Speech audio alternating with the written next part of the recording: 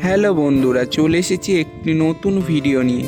আজকের আমি আপনাদের বলবো অল্প বয়সে হঠাৎ মৃত্যু হয়েছে যে সকল অভিনেতা অভিনেত্রীদের তাদের সম্পর্কে। তো চলো শুরু করা যাক। নাম্বার 1, অভিনেতা অভিষেক চট্টোপাধ্যায়। ইনাকে আমরা খড়কুটো, মোহর এবং ফাগুন বউ ধারাবাহিকে অভিনয় করতে দেখেছি।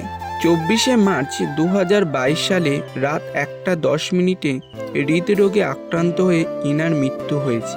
মৃত্যুকালে এনার বয়স হয়েছিল 58 বছর। নাম্বার 2, অভিনেতা পীযূষ গঙ্গোপাধ্যায়। এনাকে আমরা বয়ে গেল জলনপুর ধারাবাহিকে অভিনয় করতে দেখেছি। 25শে অক্টোবর 2015 সালে কার অ্যাক্সিডেন্টে মারা গেছেন। মৃত্যুকালে এনার বয়স হয়েছিল 50 বছর।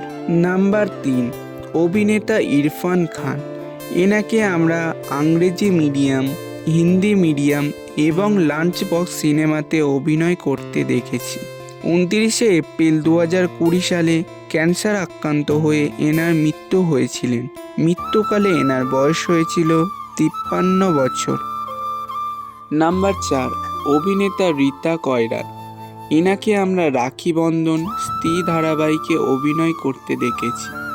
19শে নভেম্বর 2017 সালে রবিবার সকাল 8টা নাগাদ লিভার ক্যান্সারে আক্রান্ত হয়ে মৃত্যু হয়েছিলেন।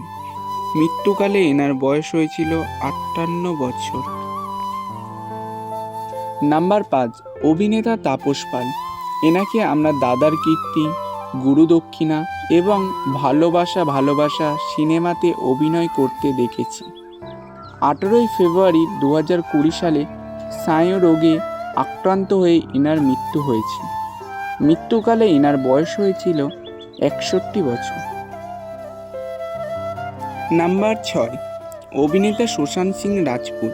এনাকে আমরা দিল বেচারা, কেদারনাথ এবং ছিচর সিনেমাতে অভিনয় করতে দেখেছি। 14ই জুন 2020 সালে এনাকে ফ্ল্যাট থেকে ঝুলন্ত অবস্থায় পাওয়া যায়। মৃত্যুকালে এনার বয়স হয়েছিল 34 বছর। নাম্বার 7, অভিনেতা ঐন্দ্রিলা শর্মা।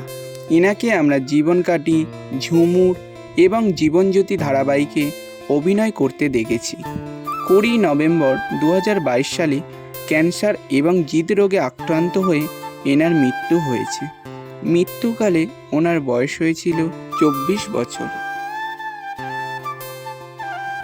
আজকের মতো এখানেই শেষ।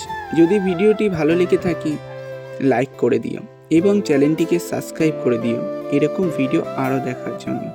আর কমেন্ট করে জানাও এনাদের মধ্যে পছন্দের অভিনেতা কি।